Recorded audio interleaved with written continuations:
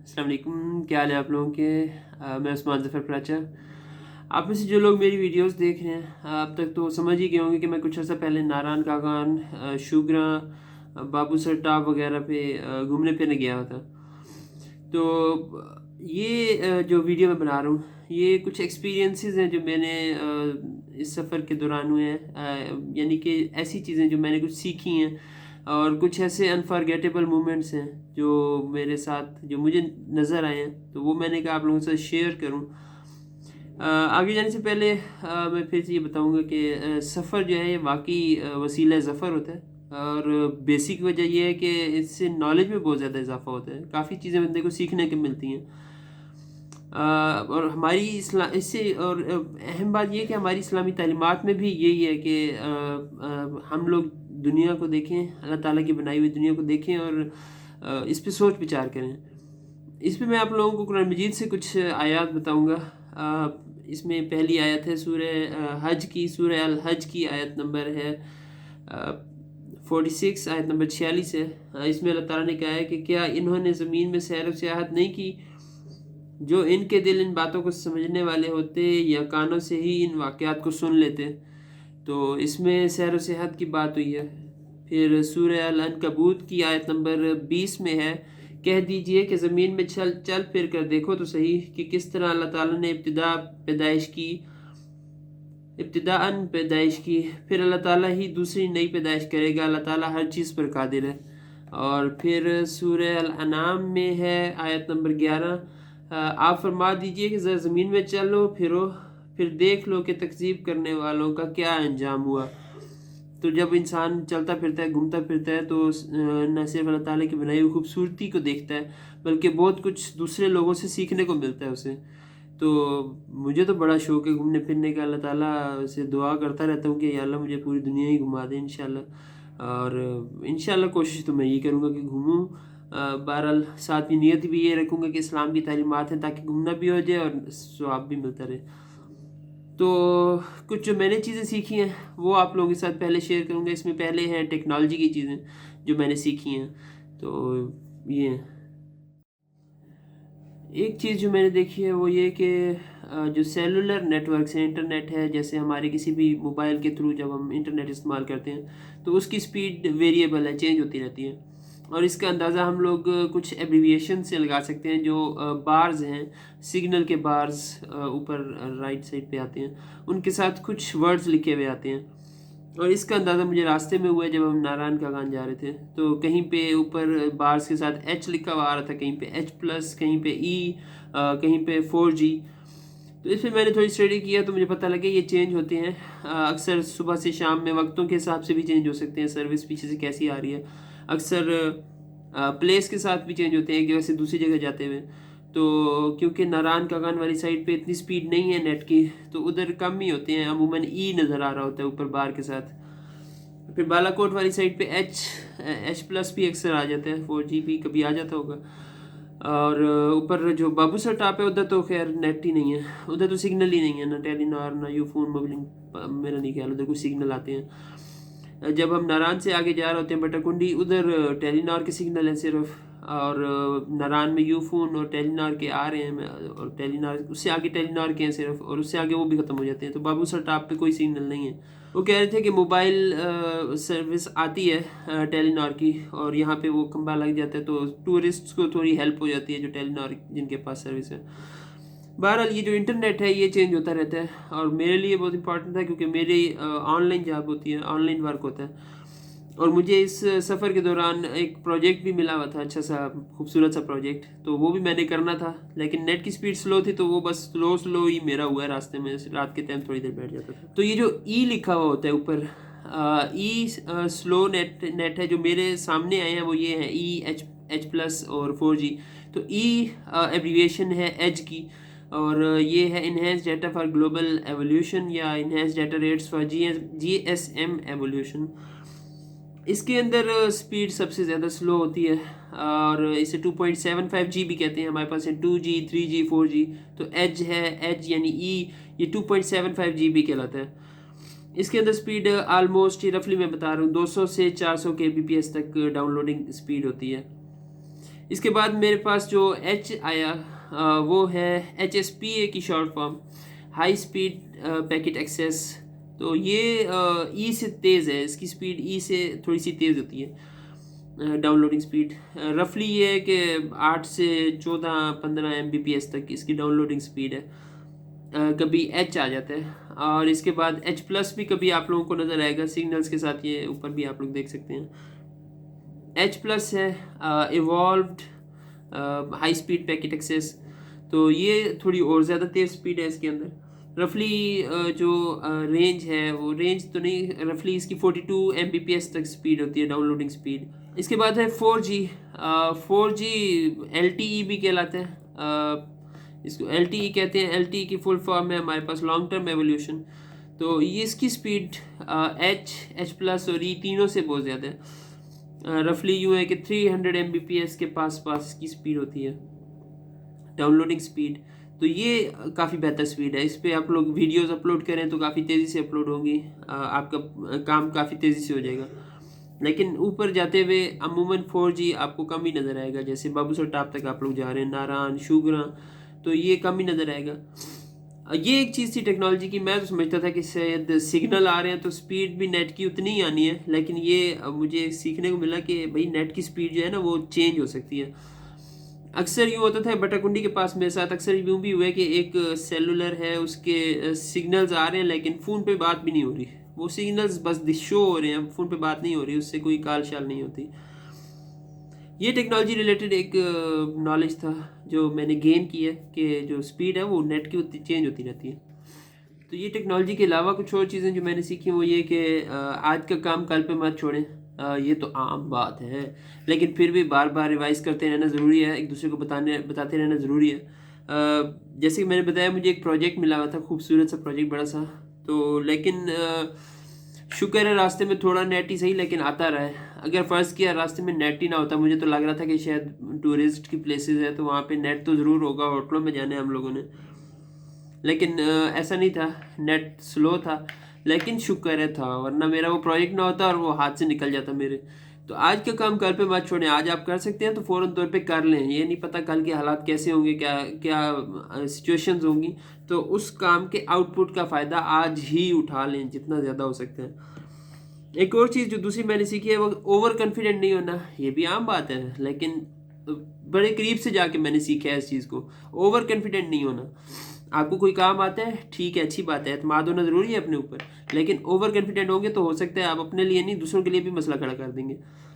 तो हमारे जो साथ गाइड थे, वो जब हम शुगरा जा रहे थे तो एक जो स्टीप कर्व है उसके अंदर उन्होंने बताया कि सर्दियों में यहाँ पे बर्फ़ इकट्ठी हो जाती है, तो ये जगह जो रोड है ना ये स्लिपरी हो जाती है। तो स्टीप कर्व के ऊपर भी कोई ऐसी फेंसेस नहीं है एंड पे, गाड़ी स्लिप हो सकती है, नीचे पहाड़ से नीचे गिर सकती है। तो वो बता रहे थे कि एक यहाँ पे नीचे सुजुकी वाला है, वो फैमिली को लेके ऊपर जा रहा था और बर्फ़ थी ऊपर। उसको आसपास वाले कह भी रहे थे कि बहुत ज़्यादा बर्फ़ है, स्लिपरी सड़क है, तो ऊपर ना जाओ। और वो शायद ड्राइवर ओवर कॉन्फिडेंट हो गया था, उसने उन फैमिली वालों को बिठाया और ऊपर ले गया। वापसी पे कहते हैं कि उनका एक्सीडेंट हो गया था, पहाड़ से नीचे आ गए थे। अल्लाह रहम करे। तो ये था, ओवर कॉन्फिडेंट ना हो। आपको कोई काम आता है कॉन्फिडेंस से करें, ओवर कॉन्फिडेंट नहीं होना, वो ख़राब कर सकते हैं आपको। टूरिस्ट की प्लेसेस हैं, ये मैंने जो देखे हैं हमारे पाकिस्तान में बहुत प्यारी जगह हैं। ये बालाकोट से शुरू हो, मानसेरा का पूरा डिवीज़न जो मैंने देखा है, डिस्ट्रिक्ट मानसेरा का पूरा इलाका, बालाकोट, नारान, शुगरा, झील सैफुल मलोक, तो खैर लगता ही कोई फैंटेसी की जगह है, फैंटेसी है। बाबूसर टाप तक जाते हुए रास्ते में जो ड्राई माउंटेन है, अलग ही खूबसूरती है ड्राई माउंटेन्स की। तो लेकिन जब झील सैफुल मलोक गए हम लोग और शुगरा गए, तो जो सड़क है वो इतनी को ख़ास मज़े की नहीं है। तो मुझे ऐसा लगता है कि हम लोगों को मिल के इन सड़कों पे काम करना चाहिए ताकि ये सड़कें सही तरह से बन जाएं और ये जो टूरिस्ट की प्लेसेस हैं इनके अंदर और ज़्यादा लोग आएँ, बहुत फ़ायदा हो सकता है हम लोगों को।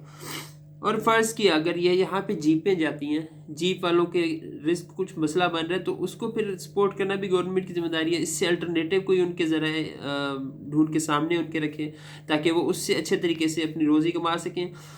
टूरिस्ट भी आएंगे, उनकी रोज़ी भी चलेगी, ये फ़ायदा होगा हम लोगों को उस तरह से। एक और चीज़, आपकी एबिलिटीज़, आपको पता है आपके अंदर कोई एबिलिटी है, तो वो एबिलिटी तब तक रिफाइंड फॉर्म में आपके सामने नहीं आएगी जब तक एक्सपोज नहीं होगी। वो ऐसी सिचुएशन में आप नहीं जाएंगे जहाँ पे उस एबिलिटी का इस्तेमाल नहीं करेंगे। सिर्फ कहने को एबिलिटीज़ इंसान के पास बहुत सारी हैं। यूं भी लगता है कि जैसे मैं तो कमाल कर दिखाऊंगा, लेकिन जब वो सिचुएशन सामने आती है तो फिर पता लगता है यार मैं कितना एक कमाल कर सकता हूँ। ये घूमने फिरने से मुझे साफ पता लगा इस चीज़ का।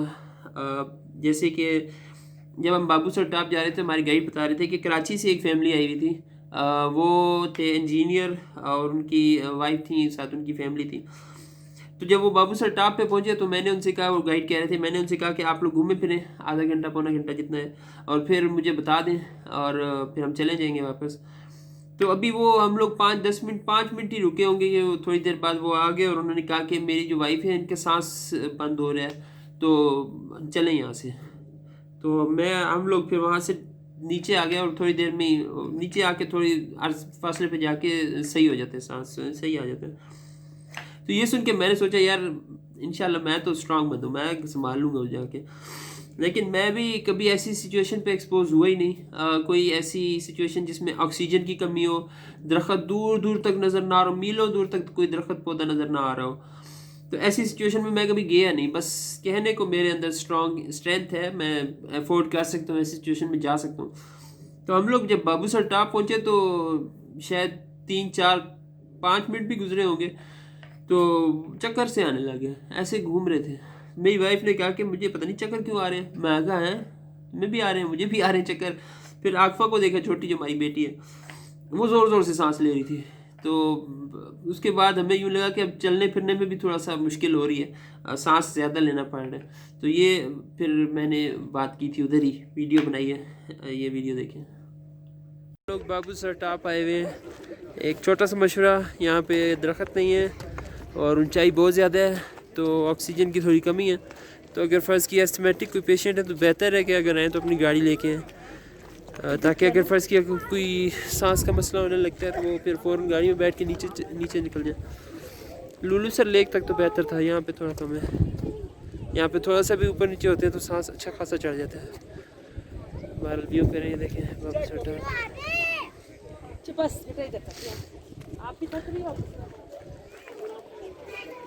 यहाँ पे पानी नहीं है, लोगों ने अपने हिसाब से ही पूरा सेटिंग की हुई है। तो जनाब ये था बाबू सर टॉप पे। कुछ 84 लोग हैं जो वहाँ पे काम कर रहे हैं, चाय कॉफ़ी पकोड़े वगैरह दे देते हैं टूरिस्ट को। हिम्मत है इन लोगों की, वहीं पे रह रहे हैं। बहरहाल ये बाबू सर टॉप का एक्सपीरियंस था, जो एक किस्म का अनफॉरगेटेबल एक्सपीरियंस भी था। फिर एक और इंटरेस्टिंग एक्सपीरियंस हुआ मुझे, एक छोटे से पुल से गाड़ियाँ आते जाते हुए नज़र आई हैं। ये भी मेरे लिए तो अनफॉरगेटेबल था। चेक करें, पार्क से सामने है और बाबू सर टॉप इसी को 50 पहाड़ के पीछे। वैसे देख के यकीन नहीं होता, लेकिन जाते हैं तो पता लगता है पहाड़ी पहाड़ पहाड़ी पहाड़। कितना सफर है, सफर आप देख नहीं। सही बात है, बालाकोट के पास है, ये बालाकोट में था पुल। इस पुल के अलावा जब हम लोग नारायण की साइड पे जा रहे थे तो हमारे जो गाइड थे वो बता रहे थे कि यहाँ पे बहुत सारे दरख्त रास्ते में, वो बता रहे थे कि ये अखरोट के हैं। तो इस वजह से हमें अखरोट देखने का भी मौका मिला। अखरोट दरख्त पर उगने के बाद वो फल जो होता है जिसके अंदर अखरोट होता है, सबज सा फल होता है, उसके अंदर से अखरोट निकलता है और वो सफ़ेद सा होता है। तो ये देखें अखरोट कुछ इस तरह से होता है। ये अखरोट है, दरख्त से उतारा हुआ सबज रंग। इसके ऊपर से छिलका उतारेंगे तो नीचे से ड्राई फ्रूट निकल आएगा, अखरोट।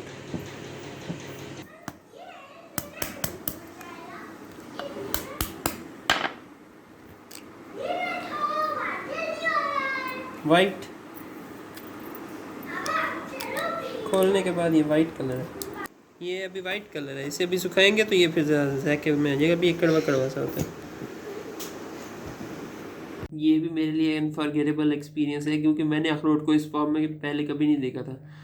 कभी तौफीक ही नहीं हुई कि नेट पे भी सर्च कर लूँ कि अखरोट पहले कैसा होता है बाद में कैसा होता है, या शायद आया होगा कभी, मुझे याद नहीं है। लेकिन अब के बाद शायद मुझे ये याद रह जाएगा कि अखरोट पहले ऐसा होता है, बाद में थोड़ा सा सफ़ेद, फिर उसके बाद वो हमारे पास जो आता है वो फाइनल फार्म होती है।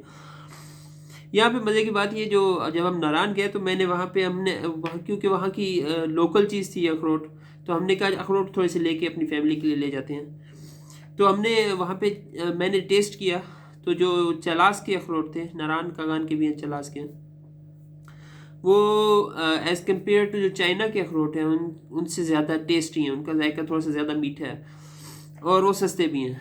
तो मुझे यूँ लगता है कि आप लोग अगर लेने जाएं तो चाइना से बेहतर है अपने चलास के अखरोट लें, अपने लोगों की सेल भी होगी और आपको मीठा भी थोड़ा ज़्यादा मिलेगा और सस्ता भी मिलेगा। तो अखरोट लें तो चलास का लें, बेहतर है। ये एक चीज़ थी जो मैं आप लोगों से शेयर करूँ।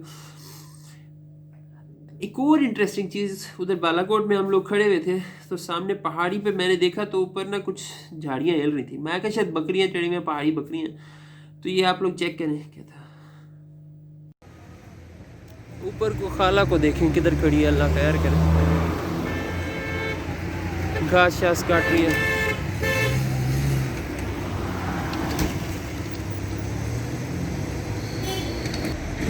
इतनी खतरनाक जगह, अल्लाह अकबर, मेरे तो स्लिप हो रहे पाँव। इसलिए आई है यहाँ पे घास काट नहीं, मतलब बकरों की घास काट रही है या जलाने के लिए है? कम भैंस के जलाने के भैंस के लिए। जनाब एक खाला ऊपर चढ़ी हुई है, घास काट रही है अपनी भैंसों के लिए। क्या बात है जनाब, ये तो हिम्मत है यार इस खाला की, मुझसे तो कभी भी इस जगह पे नहीं खड़ा हुआ जाएगा। तो दूसरी मंजिल पे भी जब खड़े होके कोने से देखने लगता हूँ नीचे तो मेरे तो पाँव में गुदगुदी शुरू हो जाती है, अजीब सा लगता है, मुझे तो डर लगता है बहुत ज़्यादा।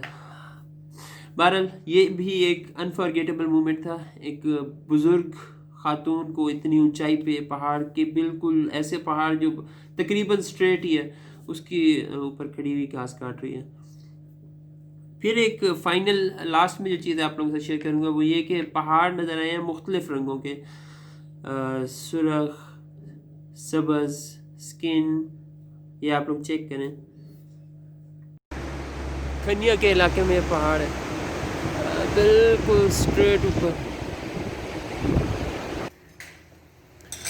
सफ़ेद रंग की पत्थर मिट्टी और काले रंग के पत्थर मिट्टी वगैरह पहाड़ में।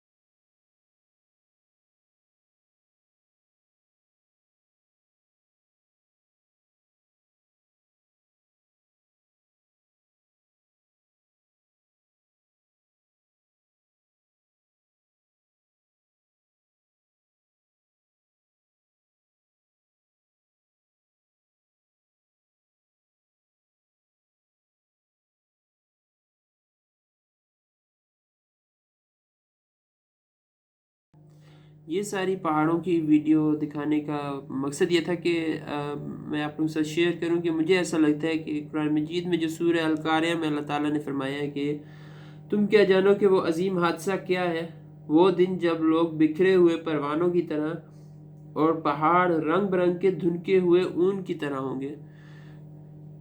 पहाड़ रंग बिरंग के धुनके हुए ऊन की तरह होंगे। वो शायद इसी तरह से पूरी होनी है कि ये जो पहाड़ है ना, ये कोई एक रंग का नहीं होता, मुख्तलिफ रंगों के हैं। तो शायद हो सकता है क़यामत के दिन इसी तरह धुनकी हुई उनकी तरह होंगे। तो अल्लाह ताला हमें माफ़ करे, बहरहाल अल्लाह ताला हमारे ऊपर रहम करे अपना, और हमें दुनिया घूमने के लिए तौफीक दे, हमें ताकत दे कि हम दुनिया घूमें, अल्लाह ताला की दुनिया देखें, अल्लाह ताला की शान बयान करें। और बस ये था कुछ मेरी तरफ से कुछ चीज़ें जो मैंने सीखी, कुछ अनफॉरगेटेबल मोमेंट्स। आप लोग अगर मुझे सपोर्ट करना चाहें तो मेरा ऐप डाउनलोड कर सकते हैं, ये एंड्रॉयड स्टोर पर आपको इजीली मिल जाएगा। और आप लोग मुझे पैट्रियन पर भी सपोर्ट कर सकते हैं। शुक्रिया।